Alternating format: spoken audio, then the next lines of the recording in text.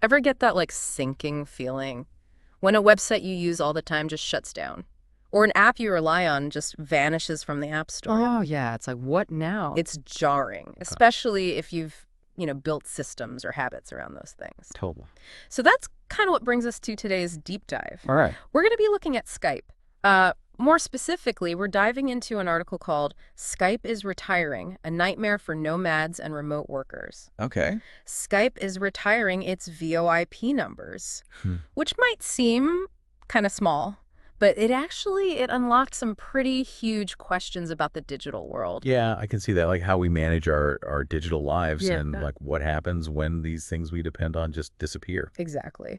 So this article is a really personal account of one person's experience, and we thought it was a good jumping off point to explore these bigger themes, Yeah. especially for those of you out there who are working remotely or living that digital nomad lifestyle. Right, because it's not just about losing a phone number. Yeah. It's about what that represents. Yeah. Like stability, identity. So let's get into it. Going The article starts by really talking about how important these Skype VoIP numbers were for digital nomads specifically. Right. Yeah. And it wasn't just about like making cheap calls. It was way more than that. It was about having a consistent presence online, no matter where you were in the world. Like the author talks about using the same number in Estonia, in Japan, all over the place. It was this constant in their digital life. Makes sense? Imagine, you're moving from country to country, juggling SIM cards, dealing with roaming charges, a nightmare. Totally. This Skype number, it gave them an anchor, a single phone identity they could keep no matter where they were physically. And now that's gone. Poof. Oof. It's a big disruption. And the article really captures that feeling of having to rebuild this whole system from scratch. Yeah. And then trying to port that number to a new service. Hmm. I mean, the author talks about using Sonatel, and it sounds like a bureaucratic nightmare. Oh yeah, all the paperwork involved is crazy. Like proof of identity, proof of residence, even proof that you own the number. It's a huge hassle. Which I think a lot of us can probably relate to, even if we're not jet setting around the world. I mean, we've all been there, stuck, filling out endless online forms, scanning documents. Yeah, trying to remember your password for the 100th website. Exactly. It's like this digital red tape that's just everywhere. Totally. And that leads to what the article calls the compliance economy. Okay, what is that? Basically, the idea is that we spend so much of our lives just trying to comply with rules and regulations, whether it's from governments or corporations. And a lot of these rules, they don't really seem necessary. Like, they're just there. Interesting. Yeah, and the author even says, like, it feels like my worries are made up by the government, through all these regulations. Wow. That's a strong statement. Right. It really makes you think about, like, who are these rules actually serving? Are they actually keeping us safe? Or are they just creating a lot of unnecessary stress and busy work? And then there's this image the article uses that really stuck with me. Bureaucracy as a parasite. Ooh, that's a good one. It paints a pretty vivid picture, right? This Yeah. idea that bureaucracy is this thing that's constantly consuming resources, our time, our energy, even our money in a way. But it's not really giving us anything back. Yeah, like all those hours we spend on hold with customer service or, trying to understand some complicated legal document. It's all just feeding this beast. It's wild when you think about it. Okay, so shifting gears a bit. Let's talk about why Skype is actually doing this. Like, why are they retiring these numbers in the first place? Right. It's not just some random tech decision. No, it's connected to, like, the whole corporate strategy of Microsoft. Yeah, remember Microsoft bought Skype, what was it, like 10 years ago? Yeah. With this big idea of like dominating the communications market. Right. And they paid a pretty penny for it too. Mm-hmm. But then Zoom came along and all of a sudden Skype wasn't the big fish The anymore. competition got fierce. Yeah. And from a purely business perspective, it makes sense, right? Right. Like if you're Microsoft and you're looking at your portfolio, you got to prioritize. And these VoIP numbers, they're super valuable to like a small group of people. Digital nomads. Exactly. But for a company like Microsoft, they're probably thinking, well, this isn't going to move the needle. It's not going to make us billions of dollars. It's a tough reality, right? Mhm. Like, Yeah. something can be super important to a small group of people, but if it doesn't fit into the bigger picture of like massive growth and profit, it can get cut. Yeah, and it kind of highlights this tension between like individual needs and corporate interests. Totally. And then the author of this article, they go even deeper. It's not just about the inconvenience of losing a phone number. It's about this feeling of constantly needing to prove who you are, like to exist online. Right, like show me your papers. Yeah. And the author even says, I don't want to be a citizen, just a person who lives and pays rent. It's a really interesting point, right? Like, why should your nationality dictate whether you can have a phone number? Yeah, challenging those assumptions. Totally. And then they even bring up this idea of using like DNA testing for things like parental custody disputes. Okay, that's getting into some deeper territory there. It is. It is. But it's interesting to think about, like, what are the most effective and ethical ways to verify identity in different situations? Absolutely. So, towards the end of the article, there's this kind of unexpected shift. The author starts talking about poker. Poker. Like as training for the stock market. Interesting. I know, right? And they connect these two things by talking about like variance. You got like the ups and downs. Yeah. And how in both poker and the stock market, there's a lot of randomness. You can make good decisions and still lose. Right. Sometimes it's just luck. Exactly. And the author's point is that by playing poker, by experiencing those bad beats, you build a certain mental toughness. Resilience. Yeah. You learn to manage your emotions, make decisions under pressure, and that's super valuable in the stock market too. Makes sense. Like if you can handle losing a big hand in poker, you're probably better equipped to handle a sudden market crash. Exactly. And I love this quote from the article. If I can endure all my bad beats while playing poker, then my chances of surviving in the markets are higher. That's great. It's like life lessons from poker. Totally. So as we wrap up this deep dive, what are some key takeaways here? What can we learn from this whole Skype situation? Well, I think the biggest thing is that it's not just about Skype. Right. It's about this tension between individual freedom and like the control of these big systems, right, whether it's corporations or governments. Yeah, and that feeling of being stuck in this web of bureaucracy, like constantly having to jump through hoops just to exist online. And then on top of that, having to deal with the fact that these systems can change on a dime. Like Skype's gone. What's next? Right. So it's about being aware of those bigger forces at play and learning to be resilient, to adapt when things change. Exactly. So to all of you listening out there, here's a final thought to chew on. As our lives become more and more digital, what other seemingly small conveniences might disappear? Yeah. And what will that mean for our freedom and our identity in the future? It's worth thinking about. Absolutely. It's not just about technology. It's about like the fabric of our lives. Exactly. And how we navigate it. All right, that's it for our deep dive today. Thanks for listening, everyone. Thanks for having me. And we'll catch you next time. See ya. I have something special planned for you today. That's great. But before we get into all of that, how was your last week for? What's that to say? It's a painful business.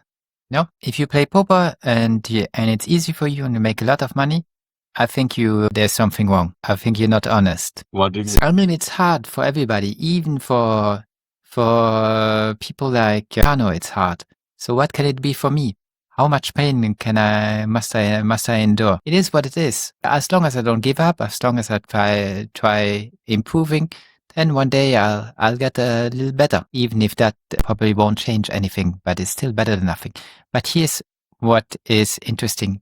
One, your friend wants to come and see me again, so I must have made a good impression on him. I think he wants to talk about the markets. So we'll fix a moment and he will come visit me again. That's nice. And what's more to say? Yeah, I had a lot of...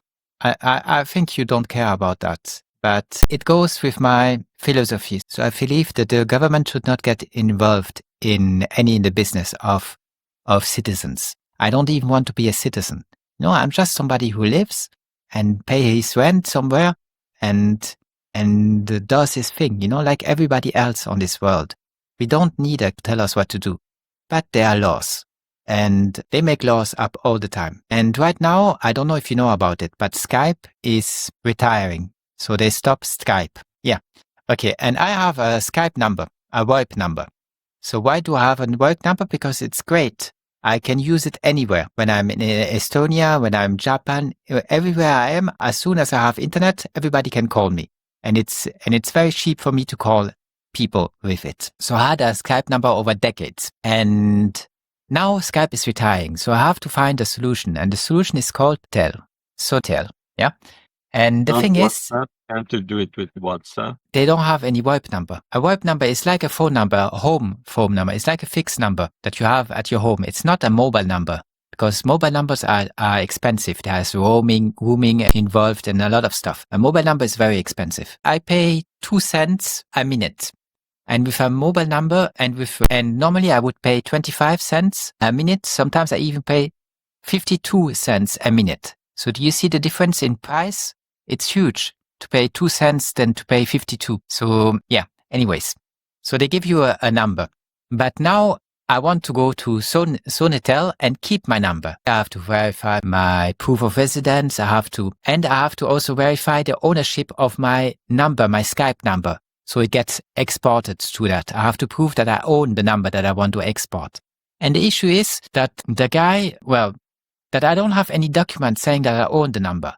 I just have a statement that says the number I have paid for. It just says subscription 12 months, to Skype. But it doesn't say what the subscription is for and what number I paid for. So I have to explain all that. And I was talking like 1 hour to the guy from Microsoft. It's very hard to get to the chat because you don't know how to click unless you have the link, and the link is nowhere around. It's very hard to find. And then I had to talk with him again and again to explain the situation. And here's what he said. Okay, let's do you a refund. Since you paid for an entire year and in May it will stop, let's refund you the money you paid. So he will send me the money back. Now that's great. But now the number doesn't work anymore because he cancelled it. So, and it should have worked until May. But he didn't ask. He just says, okay, a refund, you'll receive the money. Okay? But he doesn't care. He doesn't understand that now I don't have the number working anymore. I don't have too many people who call me on that. But it's a real pain. And also with Sonitel, I have to write their mails again and again and send them documents. And if they don't like the document, then they ask for a new one. And it's just extremely painful. Now doing a subscription without the government getting involved and checking your ID and all that stuff, proof of residence and all that stuff, that's all not necessary. They can give, it should be a 2-step process. 1, you say what number you want, and 2, you pay for that number and the subscription. That's all that is. That normally should be done in 30 seconds to 1 minute. And I will waste days for them checking, asking, writing mails, answering mails, and all that stuff. And, it's just so painful because they don't want to do the work, and it's just not necessary. It's just created because of all the laws that exist. And our slave master thinks that it is that you should not have a number and be able to call somebody without giving you ID, because they don't like that. And why do they don't like that? Because if not, people will start calling them up like a judge or somebody else and tell him, you I don't want to say any bad words, but you beep. What you did is so awesome, is really bad, and you don't know how bad it is for my family and everybody just because you took a stupid decision, and they don't want that. So if you do that, then you get charged, then you get fined, and you end up in prison. But they cannot do that if you have just a random number. So they don't allow you to have random numbers because they are scared that you will contact them, But anyways, it's just a real pain, It's a little thing, but all those things during the entire year add up, and you lose a lot of time. I would have preferred playing poker, working on my book, doing some fitness, meditating. There's a billion things that I prefer doing than talking with 2 companies and explaining my situation over and over in a chat, and the guy doesn't really understand. Why doesn't he really understand? Because he doesn't really care. Does he care if my number is active or cancelled? He doesn't care. I said I want a refund for the month that I'm not receiving any service since you retire. Then he said, okay, I refund everything is cancelled. No, that's nice, but I don't have a number anymore. And I don't know if how hard it will be for them to import my number into Sonitel. Well, I bore you to death with my explanation. I know that, Norman. But the idea is that all my worries are made up by the government. They are legified in existence. All those worries would not exist on the free market.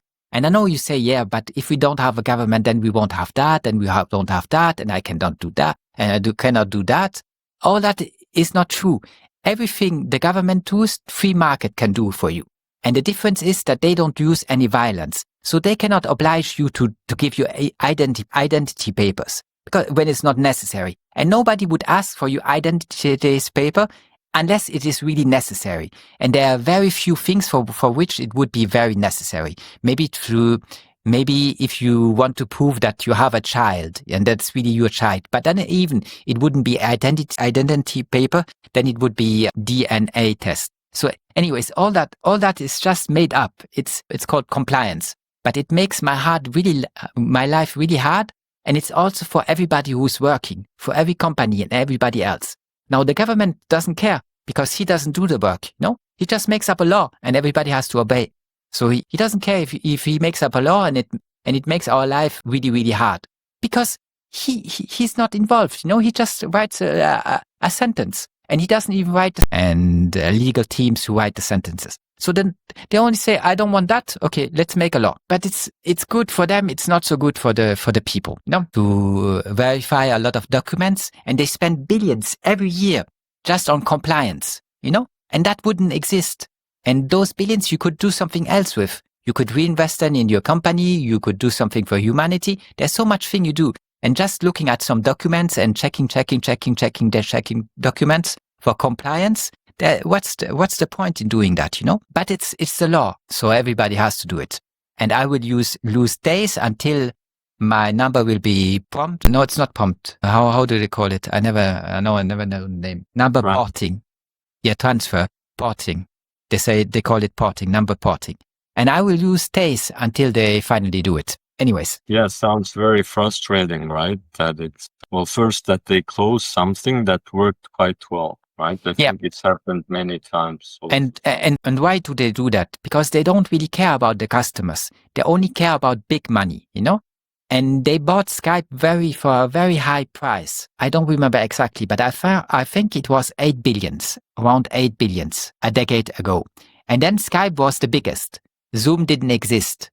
But then the pandemic happened and everybody switched to Zoom for calling and talking with people. And Skype lost a lot of the market share. And now they think, it's expensive to make it run and we don't make a lot of money with it. So just kill the product and go on. If they don't make billions and trillions with one of their products, then they're not interested in it. And now I have to use... Like what you said before, just to have it running, they probably need a big legal team and all these regulations and stuff they need to follow. Yeah. They have something running.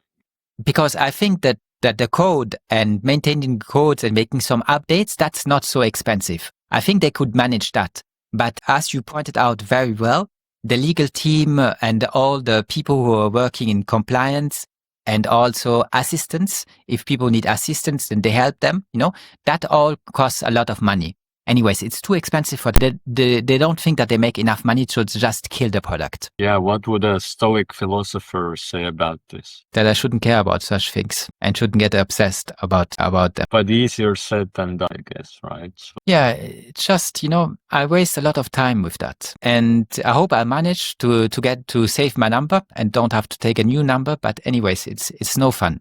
And yeah, what can I say? And what would Seneca say about poker being difficult? Well, the thing is, I admit that I try to do something hard. So of course, my chances of failing are very high. By that I mean of really succeeding. But you're a little disappointing, but you can also do it just as a hobby. And you just have to, for me, it's interesting. I do it mostly because I think that it helps me with the markets.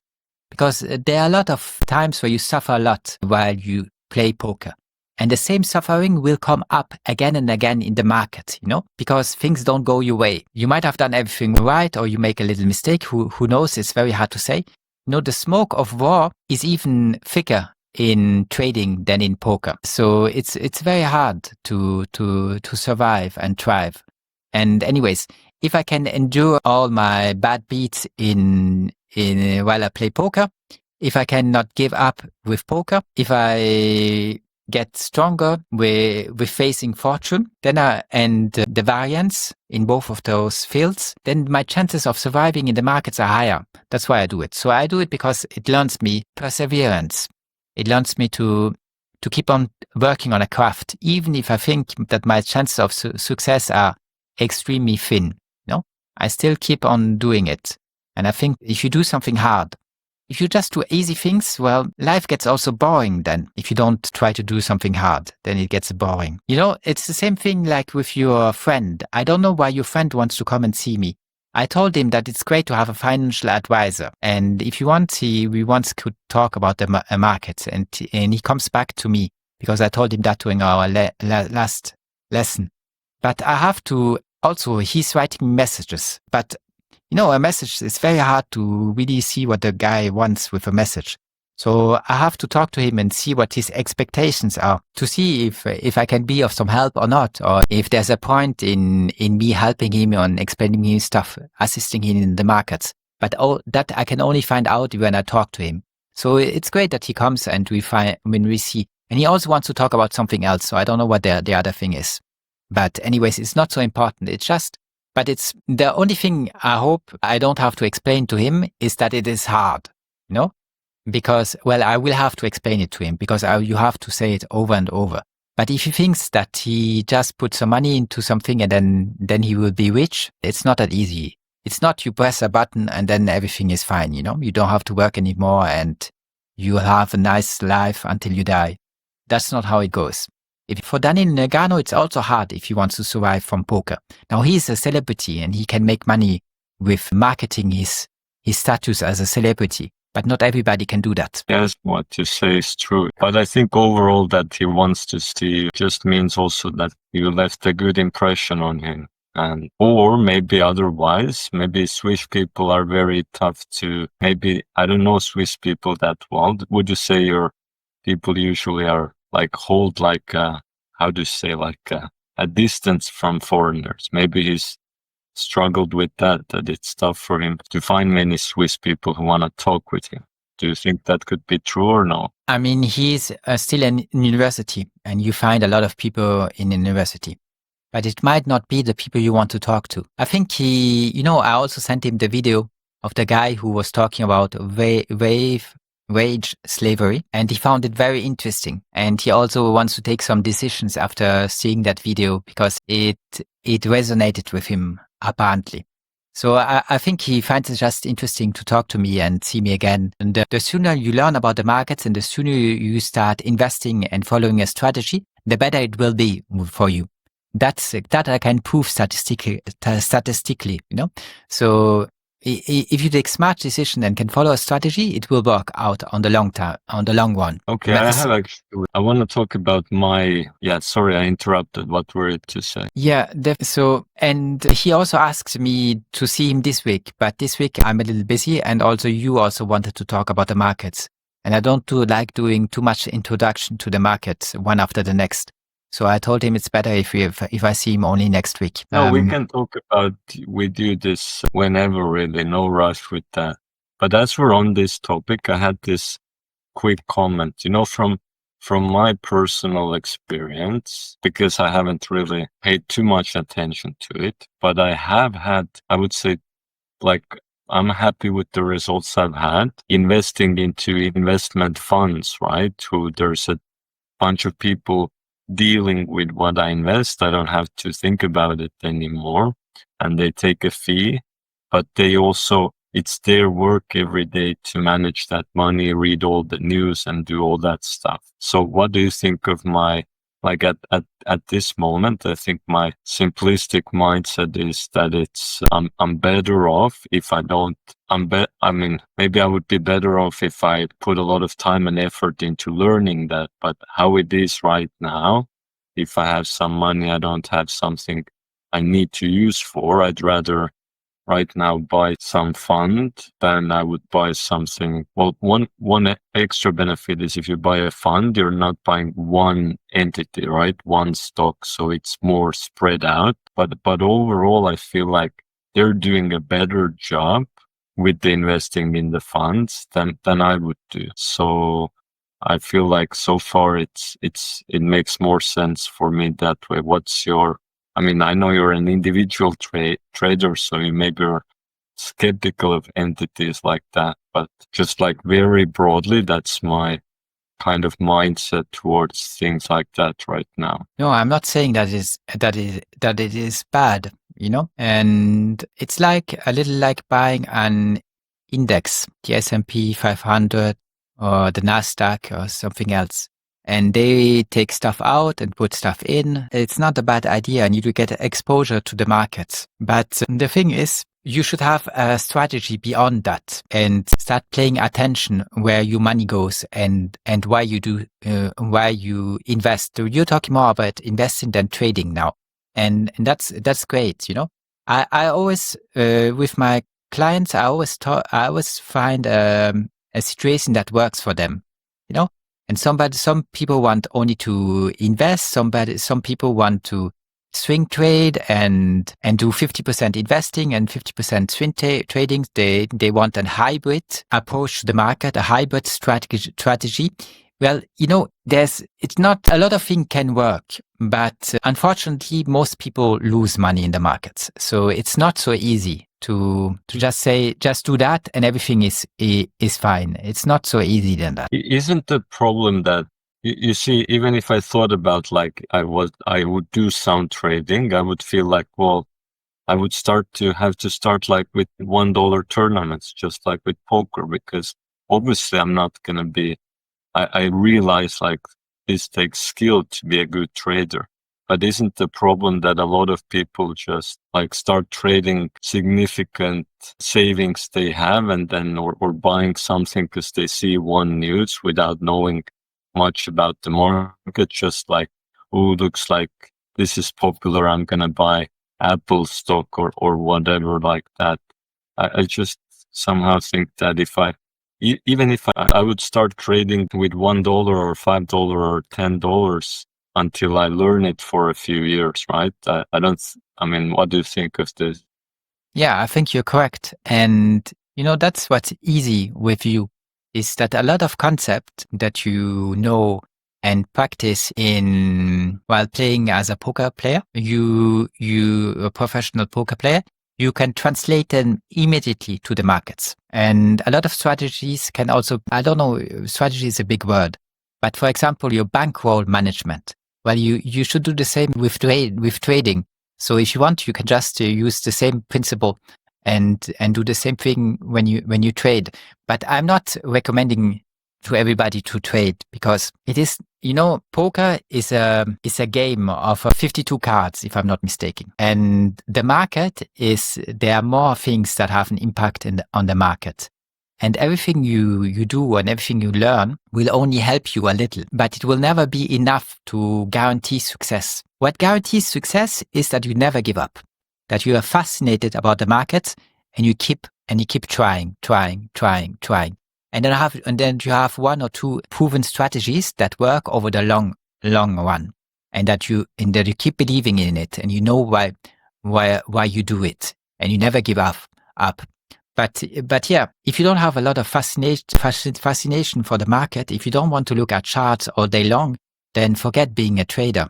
Trading is hard, so does that help a little? What you said, right? If someone just invests in some funds or stuff like that, then if he doesn't know how it works, he has less control over it, right? So actually it would be beneficial to do it yourself where you know the reasons what they're doing or no. You should talk to a good financial advisor and see what your goals are, why you're interested in the market, what strategy you want to follow, how old you are and how much time you have left. All those questions have to be examined, and then you have to take a decision. But, unfortunately, there are very few good traders and financial advisors. I would have consulted them and it would have changed my life if I did. But I had to learn everything on my own. No, I actually like that. I like that I have to learn anything on my own. I consulted some traders and some analysts, but it's extremely expensive. They charge a lot of money. And even if they're the best in their field, which might be true. It's good what they do. But the thing is, even then, they are only right 33% of the time. So that means, or 67% of the time, they are wrong. Let's round it. They are right 30% of the time, and 70% they are wrong. No? So And you have to learn that skill. You should be good enough that you know what they are doing and why they are doing it. But you know that even if you succeed in that and you become one of the best analysts in that particular domain, you will be right only 30% of the time and 70% you're wrong. And you still can make money. The art is you still can make money because there's one thing we do when we take a lot of losses, but when we are right, we can just leave our position open and it can be very profitable. And if you have a couple of very profitable trades, they will pay for a lot of losses. So that is normally what allows us to survive. Poker is exactly. I want to tie it with poker a bit, right? Because I've been thinking about it recently. Well, firstly, in poker, you can win a lot of small pots. You raise, everybody folds the blinds. You win 3 big blinds.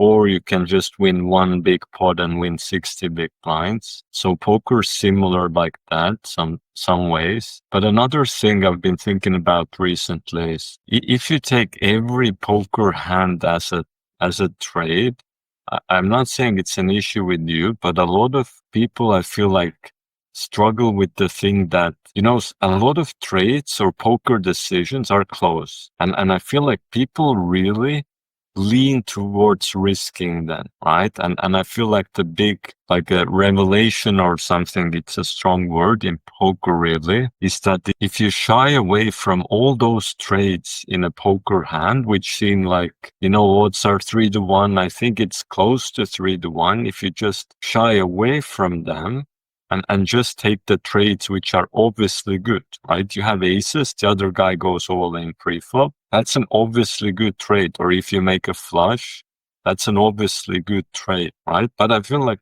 just with teaching, it's always like this, like on the turn, there's a flush draw, the other guy bets big. And then it's like, well, I have a draw, I have 10% to get there, maybe even more than that. It seems just about close enough. And then what people do is it's close enough. And then they for sure will continue with that trade. Instead of being like, well, it's close enough. That means there isn't too much profit in this trade. So why even engage in a trade like this? Maybe it's very slightly profitable, but maybe very slightly not profitable. And I don't know if it connects with you, but I think a lot of people, what would help them in poker, I think, is if they looked every hand more from the perspective of, is it really a good situation to be in? And when it's close, then more often to not go for those situations and basically gamble less or speculate less, right? Is sort of pure speculation where you're just like going with something where there isn't a strong reason for it. How do you reflect on that, both with your own game or in general with markets as well? Would you say people like to take, I'm calling it like a speculation. People just engage in things where it isn't so clear that they should do it, but I feel like they do it because people wanna be engaged. At least for in poker, people wanna play a hand. They wanna see the river. They wanna call a bet. Is it the same in markets that people wanna make a trade where it's often maybe the best trade is the trade you won't take or won't do, something like this? Yeah, what comes to mind is patience, but it's in the market it's a hard thing to do because your analysis might say you it is now a good opportunity to take a position. And then the thing is, do you take it immediately, as soon as you think that? And normally you have to wait for a little confirmation. But how much confirmation? If you wait too long, the market might have moved a lot. And if it moves a lot, then the issue is it will be very hard for you to put a stop loss.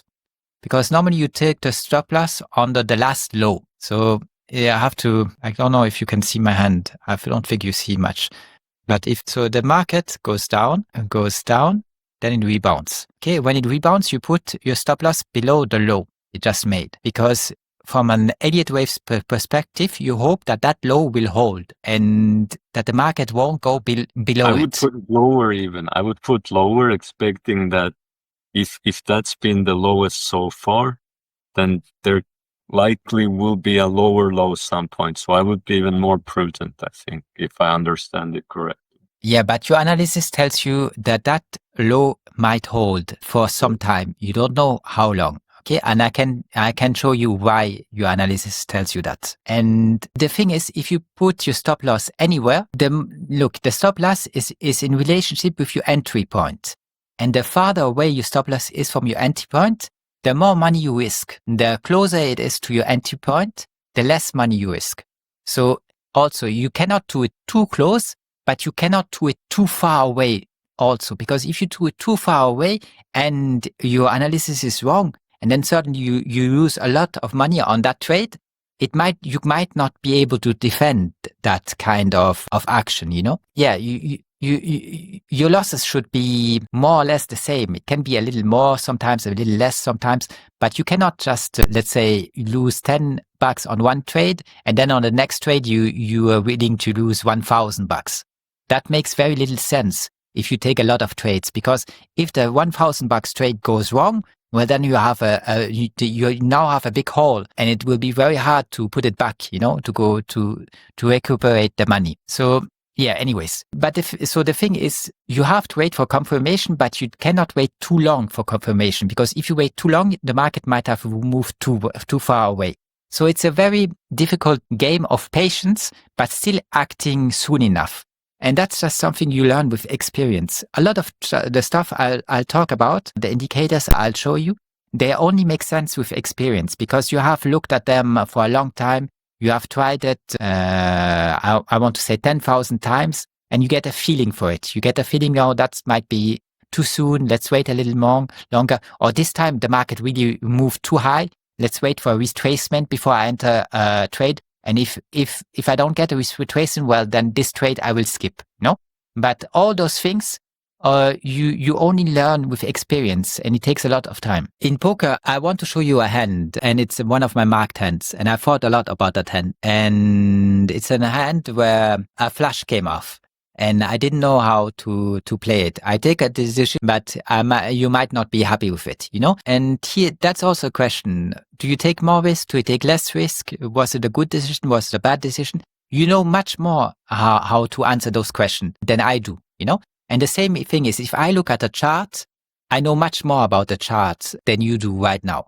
Now, can you be a good trader? I think you could, but I also think it would take a very long time. The thing is, are you willing to invest 5 or 10 years of your life practicing that skill? And most people are not, you know? That's the issue. And anyways, you don't have to be a trader. You can just do either you take a strategy that normally works, you know, and you keep doing that, or you do a hybrid form of trading, but then also you need somebody who helps you with that hybrid form of trading, somebody who tells you now it's a better moment to buy and now it's a better moment to sell, you know, who explains you when you're at extremes I don't in the know if I market. brought you this example, but I do think of poker in this way sometimes, that the poker hand you have is your position or what goods you're holding, and then the board is the market. And then if you have something like aces, then most market scenarios, it's good for aces. So aces would be something very valuable, right? That's like real estate in Switzerland, that usually that's going to be valuable. But there's some things that are more speculative, like you have 5-6 suited. Often it can be, in some market scenarios, it's very little value. In other times, it could be extremely valuable, right? Dependent. And what you said previously, that like waiting for a decision and then the market could change. In poker terms, I would think of it like this, that on the flop, you might have 3 of a kind. So it's extremely good at that point. But let's say the board also has a straight draw and flush draw. So in market terms, I would think about it this way, that, well, the market could shift if certain events happen, certain cards come on the turn or river. then this position I'm in with what I'm trading on in this market scenario might not be so good anymore. That's why also in poker, usually you don't want to wait too long if you have a good hand, right? If you have aces, you don't want to just limp in or make like call a raise. You want to immediately re-raise it when it's still in a good situation before bad market news comes in. And the same with if you have a good hand on the flop, usually you don't want to wait there. So I saw this similar concept that there's also with poker hand, there's this urgency there, and it's recognizing. It's also called protection very often in poker, recognizing how much your position needs protecting. If it needs very little protecting, let's say flop is so safe that you're not worried any turn, any river, you flop 4 of a kind. Whatever comes turn river, not worry. That means probably you don't have the urgency and you can wait there and play more slowly. But usually there isn't such safety in poker either. So even aces can get beat if a bad flop comes or bad turn river, or even straights can lose and all of that. So, or top pair, right? You flop top pair, but you cannot, or you shouldn't be making it so that, well, what's the point of this? That's where the folding, pushing people to fold comes in poker, or making big bets. But do you somehow recognize what I'm trying to describe, or see any similarity in the way I look at the board and the market and stuff like that? Did it make some sense, or was it like the Chinese Christ video? Did you like that video? I didn't watch all of it. I also think I watched like 20 minutes, but I actually did like a few things. So I've learned Chinese as a hobby, and it's one of the coolest things in this language is when you learn some, like it is described in that video, a lot of things, right? Like there was like a general shape, like a square is a mouth. And then if you know what that is, then you start noticing in all sorts of Chinese characters and words as a part of that. And that's really one cool part of Chinese, that like a word makes sense in that it's made out of concepts. And if there's like a phrase or something, then it's like all interconnected. And I think that part is, well, what's very interesting for me for this video. And I am planning to watch it until the end, because I know I learned more about some like fundamental symbols in those Chinese characters that I've seen all the time, right? That he explained in the video, but I didn't know what they meant. So in that way, I feel like it helped me with my Chinese knowledge. But Great. Has very little to do with religion, but yes, I didn't focus too much on that part. But it is interesting. I think it's interesting how you describe it. It seems like a very interesting language. Yeah. So once we take the time and talk about the markets, and I prepare something for you, and we take a look at also some charts, but so maybe not today. Really, there's no urgency for me in this, right? But I think it would be interesting to do it once, and then you can tell me what makes sense to you and what you think in relation to poker and so on. So I'm sure that it will be an interesting discussion. And for today, if you have like 30 minutes left, we can take a look at some hands. But you said you want to do something special. I just wanted actually to show you one hand. Let's leave the special thing for next time. I think it would take like more time there, right? So yes, actually, by the gods, I know you won't like this phrase. No, I do. I do like that phrase. In a philosophic sense, I do like it. I'm just, I tried to explain to Marianne because I saw her afterwards. And I tried to explain to her, so I listened to her for a long time when she talked, about her discovery and how the Chinese character proved that everything in the Bible is the truth. I listened to her for a long time because she's my friend and it's really important to her. So I listened to her. But I had also to bring her back into reality. So I talked when she started going off very, very hard with what she believes. I used ChatGPT and I just asked ChatGPT and chat what he thinks about the ancient characters, proving that everything in the Bible is the truth. And ChatGPT said something very sensible.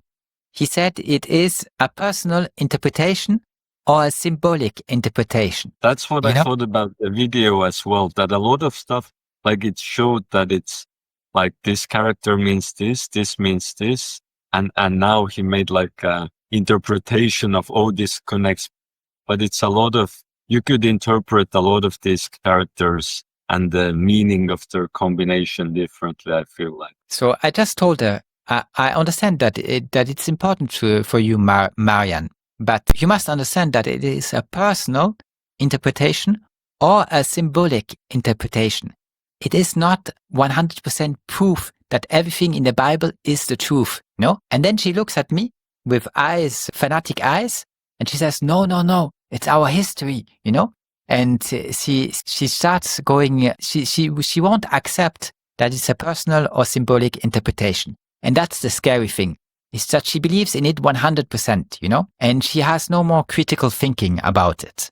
And that scares me. I don't like people like that, yes. So if you noticed also with the poker hands, I'm very humble in that I could be wrong in these things. I also don't like people who are so convicted in their own wisdom that they don't leave any space for interpretation and take things absolutely. I also think that's scary. Yes. Yeah, to me, it looks psychotic when she talks like this. It doesn't look healthy when she talks like this. Anyways, I hope we'll still be friends and she won't be mad with me at the end of time. Normally she doesn't get mad, but sometimes, yeah, well, anyways, I wonder about people with time to time, because I take time to explain such things to them, but they don't actually want to listen to what I say. So then why do I talk? It's a strange thing. I talk because I want to have some, when she gets psychotic and she loses her link to reality, and capability of having a rational thought and critical thoughts. When she does that, I want to bring her back. And I want to show her that not everything is exactly as she imagines, But that's not something she wants to hear. So, and but maybe it's important to tell people what they don't want to hear as well. And maybe it will be the same with your friend. Your friend also comes to me with, if he takes the train and come and visit me, and all that, he has also some expectations. But maybe I cannot just say, yeah, it's all great, and yes, I agree. But maybe I also have to, to make a reality check and tell him, no, that unfortunately that's not possible, Yeah, don't put too much pressure on yourself. I think I think he probably firstly, he just likes to travel anyway, right? I think he would. I don't think he takes it as an inconvenience. He's just always traveling somewhere. I think any time I speak to him, he's in Bulgaria or somewhere, wherever in Europe, really. And then secondly, that can also be important information, right? If someone has big expectations, and then you put them back into reality. And I think he's reasonable in that even if he's wrong, he can accept it. Yeah. I don't think it will be as bad as with Marianne. But what did I want to say? That the gods have favored us. So I really like when there's a problem in life and it fixes itself. Right. So there was this problem that for many weeks in a row, there was this lesson that was immediately scheduled. So exactly the time that's right now. And I didn't really, it was difficult. I didn't want to ask either of you to change that time because for both of you, that time was good. But then what happened in Europe? We went over to summertime, but he didn't in the US. So actually the time shifted through that. And now his lesson I have with him is 1 hour from now. Great. Yeah, that's nice. Yeah. Will we take a look at a couple of hands? Yes, let's do that. Exactly. Yes. And let's start with the hand if you can, the one you mentioned already, right? You had something in mind that you saw that while. Yeah, I'll try to find it and show you. Is it this one? I don't know. I have to check. Okay. I don't think it's this one, no. But let me see which one could it be.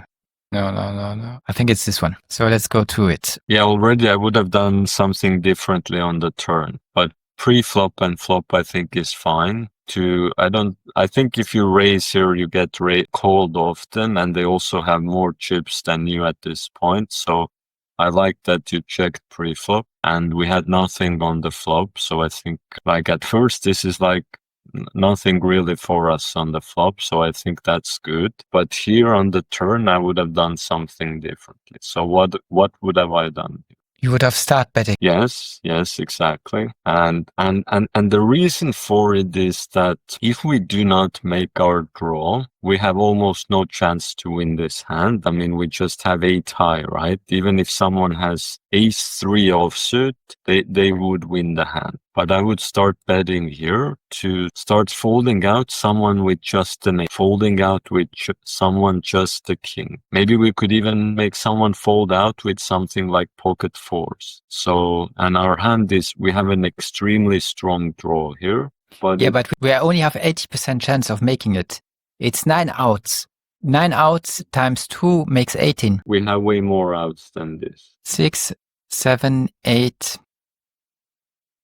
9, 10. So also some outs for my straight, yeah. You have 4 cards in a row, so open-ended straight draw. So any which cards will make you a straight. 10 and a 5. Yes, perfect. So that's how many extra outs. How many extra outs that is? It's 2 cards, so maybe 3 outs per card, 6 outs, I don't know. Yes, why 3 outs per card? 3, because I have 1 card and there are 3 cards left. So give me an example of a card that makes you a straight. Maybe not. Maybe it's not the right explanation. 5 makes me a straight. Okay, so how many 5s are in the deck? 4 5s. Okay, so how many extra outs per straight cards? I don't know, maybe 2. Why 2? I don't know. It just, how much is 5 out of 52? I don't know how to answer that question. I only look at my indicator. You know this rule, right? That for 1 out on the turn, how do you get 1 out into a percentage? What do you have to 2. multiply it by 2 exactly? But now the question is how many, and you already figured out what you said, that there's 9 cards for a flush, and then you did 9 times 2, 18. And I was all happy with that. But now I also want you to do the same for straight cards. But the key thing is, yes, 2% for each straight card. But how many exactly are those straight cards for us? So is it 8 straight cards? So 4 5s and 4 10s. So 8 straight cards? Yes, but there is a trick with that. One of those straight cards for each a 10 and a 5 is some way special. In what way will one of those 5s or 10s be special? It's special because it will be a heart and it will make a flush. So I already counted it in my flush. Exactly. And really, even with the same thing you said with the stronger phrasing, actually the 5 of hearts wouldn't be classified as a straight. Even though it is a straight, the hand would be classified as a flush. Yeah, I agree. Right? So that in mind. So it is 3 times 2, 6 outs. So 9 out plus 6 out makes 15 out. Is that correct? I like that way more, exactly. And 15 outs times 2 makes 30. 30%, right? So yeah. Finally, we're just talking about trading that where 30% the good trader is right. This is a similar scenario, right? That 70% most of the time we won't make a flush or a straight. So why would I recommend something to bet on something that only will become a straight or a flush just that 30% of the time? To scare people off. Okay, now why do I think it's a good time to scare people off? What are the signs in this hand that make me want to try that? They didn't show a lot of aggressivity until now. Exactly. They didn't show too much initiative in the hands. So it is difficult to, or it makes it less likely that they're holding something like a queen, and also something like a 9 is less likely, right? And considering that's a limped pawn, right? Pre-flop, was there a raise pre-flop or No, there was not. so? If there wasn't, does that imply stronger or weaker hands? Weaker hands. In general, it implies weaker hands, so that makes it even less strong the position the opponents are in. It's even less likely that someone has kings, aces, ace queen, something very nice here. So yes, because the opponent's position doesn't seem particularly strong, I think there's a good chance we can make them fold. And if we can make them fold, then we don't have to win the hand 30%, then we would win the hand how often? A little more, because they will fold. Well, yes, but in the case they fold, we will always win the hand, right? We won't even see the river card. So But they always gonna fold. But when they do fold, then our win chance goes from 30% to 100. So there's certainly some benefit in that. And even if they don't fold, here's the key detail. Even if they don't fold, let's take this easy example. Let's take this pot size and take this pot size of 4.28 as 1 unit. If we bet pot sized, then we bet 1 unit to win 1 unit. If one player also calls, they also have to put in 1 unit. So the pot size will be 3 times bigger than it is right now. Does that make sense? You want to bet only one big blind? No, not yeah. So the by 1 unit right now, I mean a pot size bet. Yeah. No, well, okay. But why I'm bringing this attention is I It want will to talk it through will the be scenario. 3 times bigger than if they Yes, call. it's 3 times bigger. But if you consider that, so that's why I think this unit example is helpful here. It will be 3 units, 3 pots. Does that make some sense? Yeah, it makes sense. Yeah. Now, how many units did we invest for a pot of 3 units? What is But one now, out? but we already invested something before that. 1 big blind. Well, that was involuntary investment, and I'm not considering that in our current decision because that was a previous decision. Okay. I'm just trying to do the cost analysis for this specific decision. So for this specific decision, we would put 1 unit, 1 pot size bet. If getting called into a pot, that would be in total 3 units there, right? So Yeah. rent would be 1/3. What's 1/3 as a percentage? 1/3, like 33%, I think. 33%. Now, what was It's funny that the same number I gave you before with trading. What a coincidence! Yeah. What a coincidence! Beauty of the gods. Yes. I also, if a lot of coincidences like happen like this, there's some saying about it, which is like that it shows you that you are aligned with the universe and that what you're doing is being supported by the gods or something. You know, I'm sounding like your friend Marian now. I know you're going to say No, Marian is not that. We as a philosopher, we use the image of God a lot and the entity of God, but we are not fanatic about that.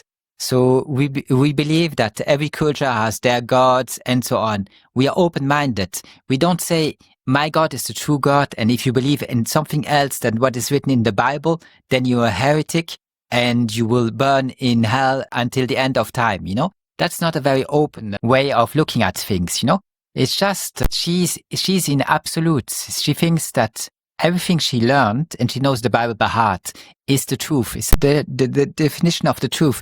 That is for her history, you know? And that's it's the fanatical stuff that is upsetting. It's not the thing that you talk about God. I think God is a good figure to have because it shows you a perfect being, and you can try to be like God or resemble God because there's an element between you and God that is the same. It's reason. You know, just God has perfect reason and we have imperfect reason, but we can work on our reason. So I don't mind at all that people talk about God. I don't like Abrahamic religions where they say, my God is the true God. And if you believe anything else that is written in my book, then you're a heretic and you deserve death, or you at least will burn in hell. You know, I don't like well, Maya never says that I burn in hell, but she still acts as if it's the ultimate truth. And if I don't agree with her, then luckily she doesn't get mad, but it's still a very, very hard conversation to have with her. Do you think she believes in her heart that you will burn in hell? Do you think she is worried by that? Do you think she's consciously thinking? The issue with those fanatic people is that they're also hypocrites. So they're like 10 capital sins where I think it's 10, maybe the number is different, but there are a lot more sins, but there are 10 capitals. If you commit them, it is over for you. So you cannot commit a capital sin, according to, and the thing is, when we talked, for example, about the sins, she will say, yes, the sin exists, but nobody can comply to them. Nobody is good enough to not sin. So since anyway we will sin, we have to believe in the forgiveness of God, or I don't know what. But she starts inventing something so that actually it doesn't matter if you sin or if you don't sin. So they're a little hypocritical. They know what is the truth, but then they do the opposite. So I don't know if she believes that I go into hell, but she doesn't like that I tell her. She gets really, really upset when I tell her that it's a personal interpretation or a symbolic interpretation. She cannot hear that. For her, it is the truth, and she will never accept anything else. And that's very hard to have a discussion with such a person on that subject. Yeah. I agree. That's difficult. I can ask her once if she believes I go into hell, and maybe she will laugh and say yes. Maybe she gives me another answer. I have no idea. But the thing is, they are a little hypocritical. We talked about the Bible and interpretation, and I believe that something is true regardless when you live, for all times. If it's true, it's always true. If it's good, it's always good. If it's bad, it's always bad. It doesn't matter if you live under Kim Jong-un, a regime or any other Roman emperor like Marcus Aurelius. It doesn't matter who at what time you live or whenever. Anything that is good is always good, and anything that is bad will be always bad, according to me. I don't think you can change the fundamentals of reality, just as water will always be water, snow will always be snow, and the sun will always be warm and warm you up. I don't think you can change that. So when I talk about the truth or about justice, I think it's the same over every period of time. But she says, no, we have now to adapt and we have to change our interpretation. And that for me is very shocking, Because so when you don't like something, you just change your interpretation and then you do whatever you want. That to me is very disturbing as a thought. Yeah, very flexible in a way, right? It's like it's flexible, but it isn't very serious to me. I'm very serious about Stoic philosophy, and I believe that what we think and what we believed is the truth. For example, there's a sentence where everybody would be shocked, and it's from Seneca. And Seneca says, sometimes you even have to kill your kids. And that people will never accept nowadays, that there could be a situation where you have to put to death your kids. But I think that such situation can see the light of day. And if you're really stoic, it might be the best situation to put your son to death, to kill him. But that's extremely rare. And in most cases, you never be in such a situation where you have to make that decision. But sometimes fortune creates a very difficult situation, and the best thing is to kill your son, and you have to live with that. But it's an extreme case, and it never happens nowadays. Nearly never happens. But still, if I believe that even that sentence, which nobody would accept nowadays, is the truth. I just think that people don't understand in which situation you are allowed to put your son to death. That's not in every situation. It's very rare that something like that happens. And you have to think a lot about what kind of situation that could be. But, so I believe that the truth is the truth over every time. Now, I'm not saying that Seneca was always right, but he was a very wise man, and he was much more right than wrong. Some things, little things, might be wrong. I think I get your point that we can talk about God or truth, even admitting that we can make mistakes about it and not always get it right? It doesn't mean the ideal isn't there. But yet, going back to... Yeah, if you want to say, if I can say it another way, which makes it more clear. It is a fiction that helps you understand things about the world. imagine God is a fiction that will help you understand your place in the world. Okay, but it's a fiction. It's something you invented. For me, a God is nothing more than a kid playing with some toys and saying, this is a good God, this is a bad God, now they fight. You know, she just invented two gods and they fight. Now, it's not the most interesting God, but it's still a God. It's just you. I think you spun it with your imagination. Yes, okay. So I should have bet here. So I wanted to, two quick comments, right? First, I take it as a positive omen. I take it as a source of joy when things line up that don't seem directly connected, like the numbers in this case. But here's really what I wanna show here is that if they fold, I think you agree it's clearly good that you win this pot 100% instead of 30%. You agree with that? I agree with that, yeah. But I wanted to show that even if one player doesn't fold, and 15 out is enough to do that. Your overall investment into the total pot will be 33%, and your hand was 30% as we calculate. So it will still be reasonable investment, right? You invest 33% into a pot, and you have a 30% win chance. So that's a reasonable investment as well, right? So it works both ways. Ideally, both of them fold. And if they don't fold, then you made a reasonable investment. Okay. Any comments? Yeah, well, let's see what player 3 does first. Okay, so clearly our hand is valuable here and we want to bet. What's the big issue in this situation? When we bet, do we want a call or a fold at this point? I think we want a call. What's the issue getting a call with how this hand has gone so far? That they probably have nothing. They probably have nothing to call with, exactly. So if we now think what that implies towards how big we should bet, what does it imply? That we should bet small. That even though we have a very good hand, the market situation is the other people who you are selling to, the price has to be correct for the customer as well, right? So in this case, you have a flush, but they don't have something that would be interested to continue if you went a big bet, unless they do. And that's what we also don't want, right? We don't want to go all in here and just fold out 9 times out of 10. And then that one time they actually have something they were tricky with or also had a flush draw. So the important thing here on the river is you do want to bet, but you want to bet in a way that if they call that bet, it's going to be favorable. And the big thing on this river, what I think a lot of people miss with poker, like I would say the basic way most people think in this spot is, I have a good hand, that's worth a lot, I want to bet big. Yes, that can be true in most cases, but contextually here, they both check twice. How likely is it they have a queen or a 9?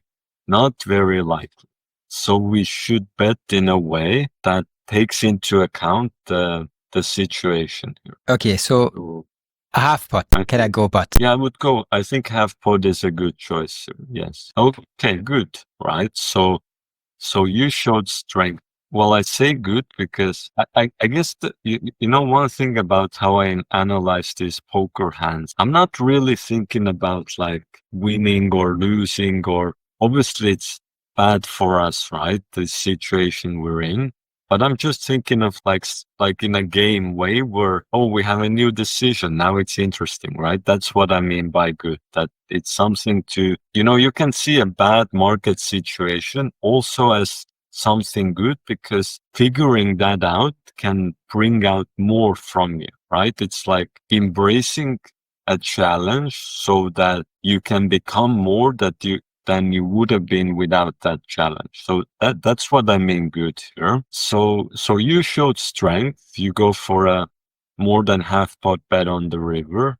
And he decides not only to call, not only to raise, but raise the absolute maximum, right? He didn't raise you 3 times or 4 times. He just goes all in. So he shows the maximum possible strength here. So if someone shows the maximal possible strength, we should start thinking about the maximal strongest hands to go along with that. Does that make some sense or no? Yeah, it does. So what are the hands that come to mind on this board? I mean, he should be scared of a flush. Right. In a simple way, to me, this does not look like a 9. I think a 9 could raise you, but I think a 9 raising would be more cautious, right? I think most of the time. Because 9 is just a 9. I mean, 9 is a good hand, but an all-in is a very powerful move here, right? So to me, this really looks more like a flush or a full house. Now, a full house would be weird because a full house would mean he had something previously. Like Queen 9 is a full house. I think Queen 9 would have bet previously, or pocket sixes would be a full house. So the full house doesn't look very likely because he would have had to have something previously that didn't. However, flush is very possible. And it does look like he's saying he has a flush here. Now, the big question with our hand is our hand better than most flushes or weaker than most flushes? Just give me a second. It's in the middle, a little weaker maybe. What's the next strong flush after our flush here? What 2 cards would be the next strong flush? And pointing out that the 6 is on the board. A 10 queen, no, ace. A 10 is a higher flush. 10 is higher. You have to have lower cards than for your flush. Okay, then 6-5 suited. Can't be a 6 because that's on the board. Have to go lower than this. Okay. Then 5-4 suited. 5-4 suited. What's lower than 5-5? 4-3 suited and 3-2 suited. Okay. Now, if you think about higher flushes, could they be? Again, a 9 is on the board. 10 jack suited. Yeah. I mean, anything with a 10, a jack, a king, and then the most of there should be with an ace, because people play an ace very often. There could be ace 3, ace 4, ace 5, right? It could be a high ace and a low flush card. And that would also make more sense because that's the strongest flush, right? If you have an ace high flush, very little to worry about that. So now thinking through this, would you still say our flush is somewhere in the middle? I think it's the button. It's very low. Yes, I mean, it's tough to see someone having 4-3 or 3-2. I mean, 5-4 maybe, but these are quite unlikely.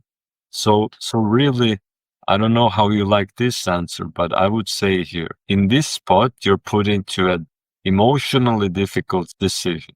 You have something that usually would be very good, but given the circumstances, given the confidence player 7 is showing here, I would do what here? You would fold. I would now fold, exactly. And what do you think? I hope you did, but I'm not sure. Well, I mean, now that I think about it, more realistically, you would call. I don't think too many people fold flushes, right? And I think it's very easy in this spot. The thing is, the human mind also always wants to think in a way where we could be bluff or we could make a bad fold. And people would rather call and lose than fold and potentially be bluffed, right? That's one thing I've also noticed with these lessons, that people really don't like the idea that maybe this dumb guy go all in with a 9 and now you fold and he wins with just king 9 and he didn't even recognize the flush.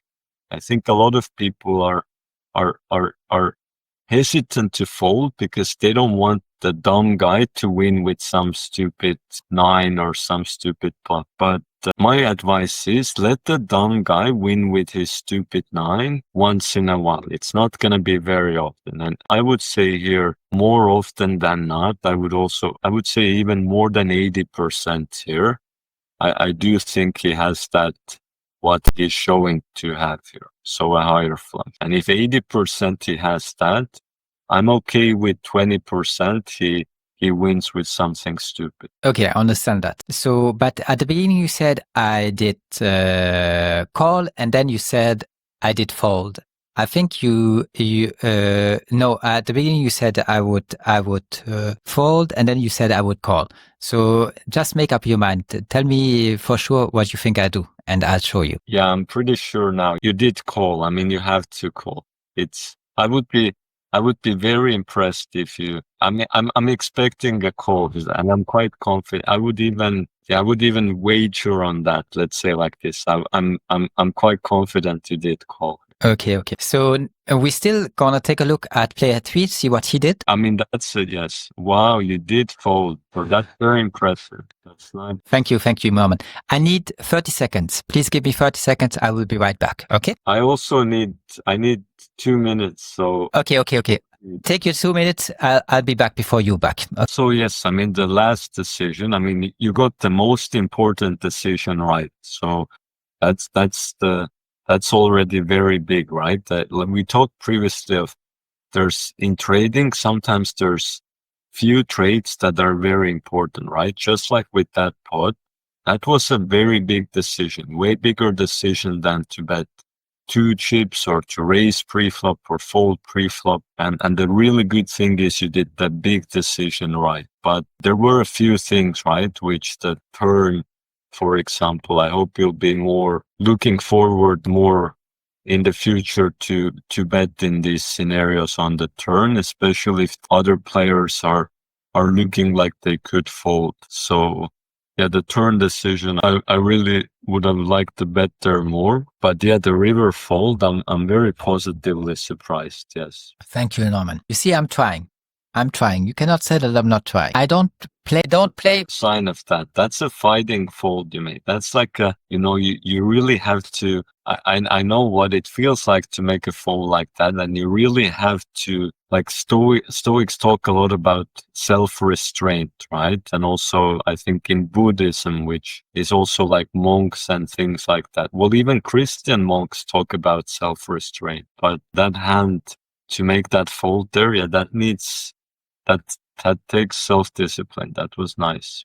Yeah, for me, it was not so hard to fold. Here's what was hard.